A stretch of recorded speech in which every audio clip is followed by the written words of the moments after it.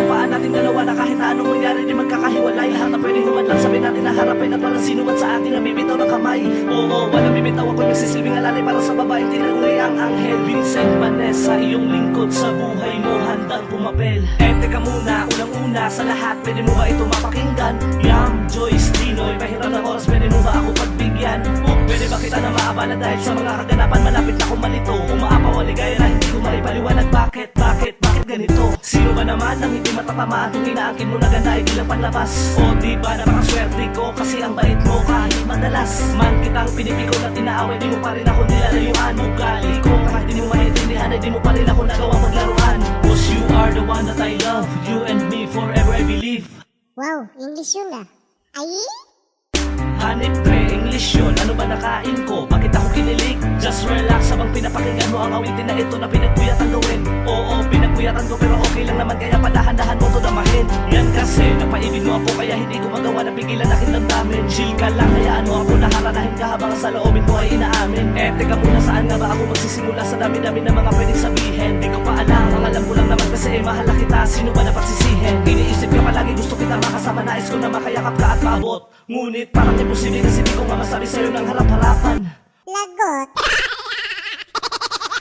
Oo, aminado na sa'yo na ako'y tinamaan sa kagandahang loob at pisikal. Yan ang mga dahilan kung bakit di kita malimot kasi pag-ibig mo sa'kin ay hindi tipikal. Ang nais ko lang naman ay mahawakan ng iyong mga kamay habang tumitingin sa tala ng gabi ay kayakap kita sa aking tabi.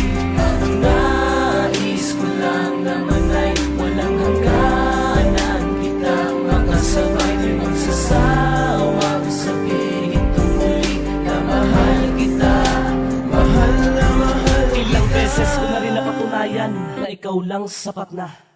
Kahit minsan di ako maunawaan, di mo inisip na ako'y pabigat na. Akala ko kasi nasa pelikula o teleserye lamang nangyayari ang mga ganito. Walang dahilan upang iwanan pa kita, manatili ka lang dito sa tabi ko. Lagi mo na sinasabi to sa akin, magtiwala lamang sa iyo dahil ako'y di mo bibiguin. Ako'y di mo lolokohin gaya ng ginawa sa akin ng iba na pinaasa at papaiyakin. Nagpapasalamat ako at nakilala ko na nga ang babae na aking mamahalin. Ginising mo ako sa katotohanan at mali kong pananaw nakuha mo na ibahin. Sadyang mundo na pag-ibig ay nakakabaliw kapag tinatamaan ka nga naman ay nagagawa mo yung mga bagay na hindi mo pa nagagawa dati o kailanman. Mapalag ka pa ba kung si Cupido ang umasinta? Ano ba magagawa ko kung ikaw ang isinisigaw ng puso ko't dinidikta? Totoo na tinamaan ako dahil di ko magawa na ilihim salitang ko na mahal kita, isisigaw ko sa buong mundo. Ako at ikaw at ako, hindi ko yun ikakahiya. Umadlang man sila pero di ko kakayaan na sa akin di kayo mawala. Ang nais ko lang naman ay mahawakan ng iyong mga kamay habang tumitingin sa tala ng gabi ay kayakap kita sa aking tabi. Ang nais ko lang naman ay walang hangganan kitang makasabay di magsasawang sabihin tungkoli na mahal kita, mahal na mahal. Kaya sana wag ka na mawala sa aking tabi. Alam mo ba na sa kabilang banda ang gusto ko at nais makapiling kita habang buhay, makasama kita hanggang sa tumanda. Yamat nga maituturing na handa kong pag-ingatan, pinapangako ko na hindi ka mapapalitan. Ang katulad mong diwata ay karapat-dapat lamang mahalin at di ka na babagay saktan. Ano ba ang meron sa iyo? Bakit hindi ko magawa na talikuran ka o kahit kalimutan? Kahit pa sabihin man nila malayo ang ating pagitan, alam ko namang hindi ka napilitang ibigin at mahalin na tulad kong binata na ikaw lang ang siyang nagbabago at nagpatino. Nabihag mo ako nang hindi ko inaasahan at hindi ko pansin. Nadali mo. Katatsa ko dun ah. Kahit pa sabihin nagkakalaguan tayong dalawa, nakuha mo pa rin naman ako ng isin. Ang sapat na yan na dahilan upang hindi ka mawala kasi naman ang sarap mo inisin. Ah, ganun? Naks naman. Naku, biro lang, huwag mong seryosohin ang ibig ko pong sabihin kahit na ikay naiinis. Ay nakuha mo pa rin na pahabain na pasyensya, unawain, patawarin at syempre matiis. Boom, panes.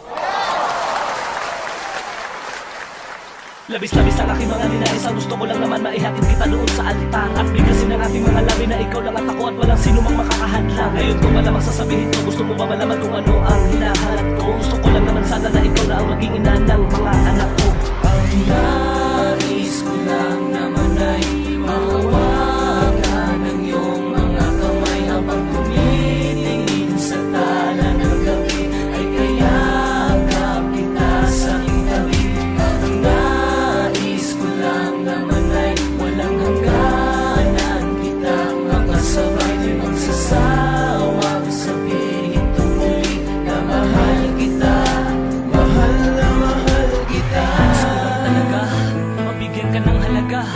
At sa'kin maitalaga, pagmamahal mo kumbaga. Ito'y magsisilbing patunay sa ating dalawa na kahit pa na anong mangyari ay hindi ka mawawala. Alam mo ba, di maipaliwanag ang saya. Alamin mo, ramdam mo ba na kung bakit ko to ginagawa.